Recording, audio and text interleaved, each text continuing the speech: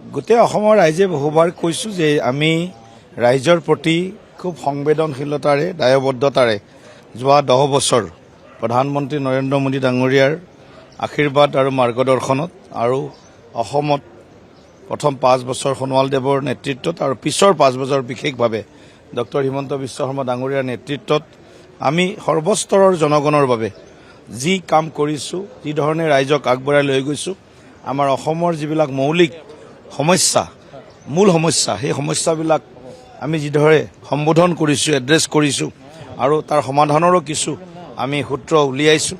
এই গোটেইবিলাক কথা আজি হিমন্তই হওক, হিন্দুত্বই হওক, হিতাধিকাৰীয়ে হওক, গোটেই কথাবিলাকে এটা বিভিন্ন এংগল আছে।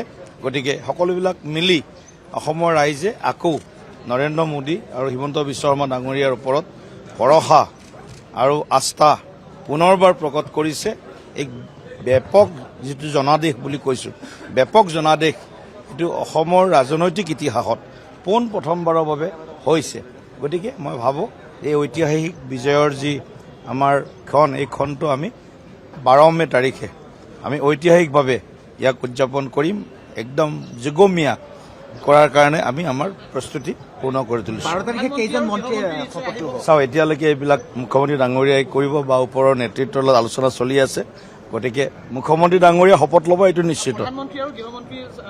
নিশ্চিতভাৱে প্ৰধানমন্ত্ৰী, গৃহমন্ত্ৰীকে ধৰি আমাৰ কেইবাগৰাকীও ৰাষ্ট্ৰীয় সভাপতি আহিব, কেইবাগৰাকী আমাৰ কেন্দ্ৰীয় কেবিনেট মন্ত্ৰী আৰু মুখ্যমন্ত্ৰী, উপমুখ্যমন্ত্ৰীসকল, NDA শাসিত ৰাজ্যসমূহৰ আৰু বিভিন্ন স্তৰৰ উদ্যোগপতিৰ পৰা আৰম্ভ কৰি আধ্যাত্মিক, সামাজিক, সাংস্কৃতিক ক্ষেত্ৰত নেতৃত্ব দিয়া তেওঁলোককো আমি বা আমাৰ চৰকাৰে নিমন্ত্ৰণ কৰিছে শপত গ্ৰহণ অনুষ্ঠানলৈ।